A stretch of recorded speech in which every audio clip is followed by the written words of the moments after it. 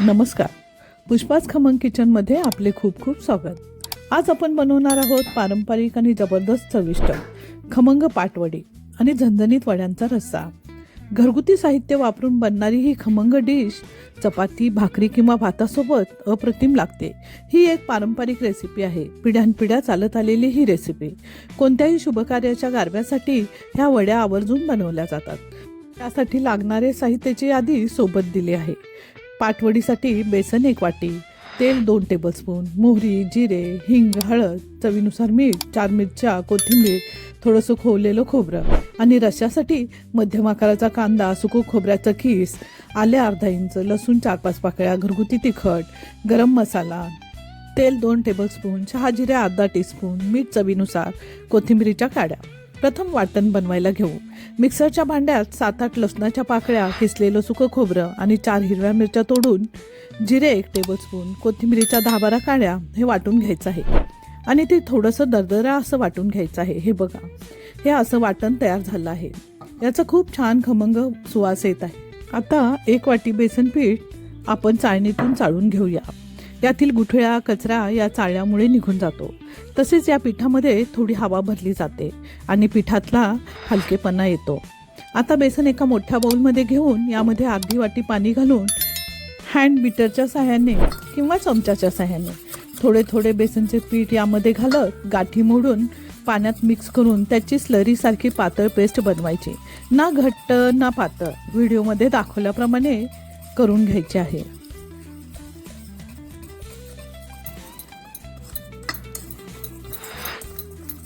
आता गॅसवर जाडबुडाच्या कढईत 2 टेबलस्पून तेल तापवायला ठेवलं आहे. तेल गरम होताच यात प्रथम मोहरी आणि त्याच्या पाठोपाठ जिरे या गरम झालेल्या तेलात टाकून घ्यायचं आहे. हे चांगले तडतडले की आधीच बनवून ठेवलेली मिरची, आले, लसूण याचं वाटण आता यामध्ये घालून हे सर्व चांगले मिक्स करून छान खमंग परतून घ्यायचं. याला झुणक्याच्या थापी वड्या असं पण म्हटलं जातं. म्हणून हे प्रथम झुणक्यासारखं शिजवून घ्यायचं आहे. आता यात चिमूटभर हिंग घालून हे छान परतून घेऊ. हिंगामुळे खूप छान सुगंध येतो. आता यात अर्धा टीस्पून हळद घालूया. हळद मुद्दाम शेवटी घालायची आहे कारण ती जळू नये म्हणून. यातील कच्चेपणा दूर होईपर्यंत परतायचं आहे. आता यामध्ये आपण ज्या वाटीने पीठ घेतलं त्याच वाटीने सुरुवातीला 1 वाटी आणि परत हे सर्व छान हलवून यामध्ये अजून अर्धी वाटी पाणी घालायचं आहे. म्हणजे एकंदर 1.5 वाटी पाणी यामध्ये आपण घातलेलं आहे. 1 वाटी बेसनाला 1.5 वाटी पाणी अगदी परफेक्ट आहे.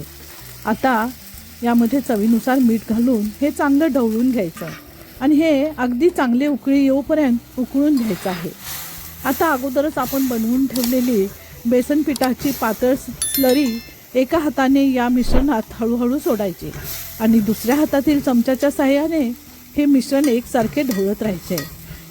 हे असे सतत ढवळत राहिल्यामुळे यामध्ये गाठी होत नाहीत. आता गॅस बारीक करून 5 मिनिटासाठी यावर झाकण लावून मंद आचेवर याला शिजू द्यायचं आहे. आता झाकण काढून पाहू. यातील बेसनाचे पीठ चांगले शिजले पण आहे आणि वाफवले पण आहे.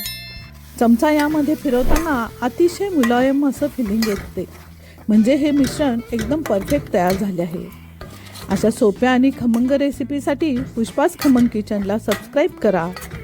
आता एका ताटाला तेल लावून यामध्ये हे तयार झालेलं पिठलं त्या ताटात ओतून घेऊ आणि त्याला प्रथम स्पॅट्युलाच्या साहाय्याने थापून घेऊ.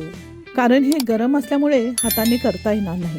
नंतर थोडं थंड झाल्यावर हाताने थापून किमान अर्धा सेंटीमीटर इतक्या जाडीचे होईल अशा तऱ्हेने ताटात पसरायचं. या थापायच्या पद्धतीमुळे याला थापी वड्या असं सुद्धा म्हटलं जातं. या थापलेल्या मिश्रणावर कट केलेली कोथिंबीर आणि खोवलेलं खोबरं भुरभुरायचं. यावर हलक्या हाताने थापटून घ्यायचं. हे असं व्हिडिओमध्ये दाखवल्याप्रमाणे. या वड्या थोड्या जाडसरच ठेवायच्या आहेत, त्यामुळे त्या खायला सुद्धा छान लागतात.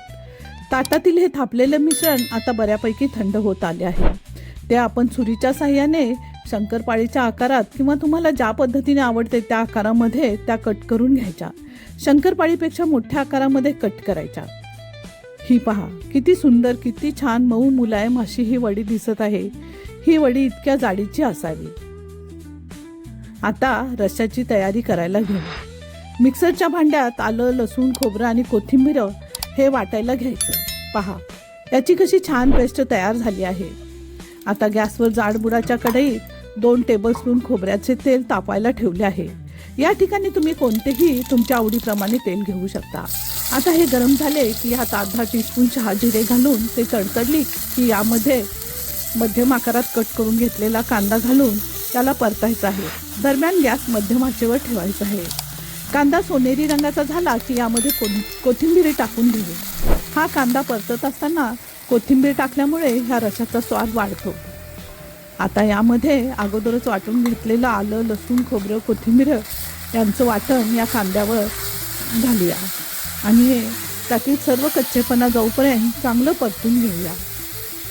आता 1 टीस्पून गरम मसाला घालूया.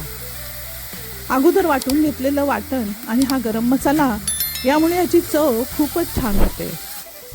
आता घरगुती लाल तिखट घालायचे आहे. घरगुती तिखट हे मसालायुक्त असल्यामुळे आपण इथे दुसरे कोणतेही मसाले वापरत नाही.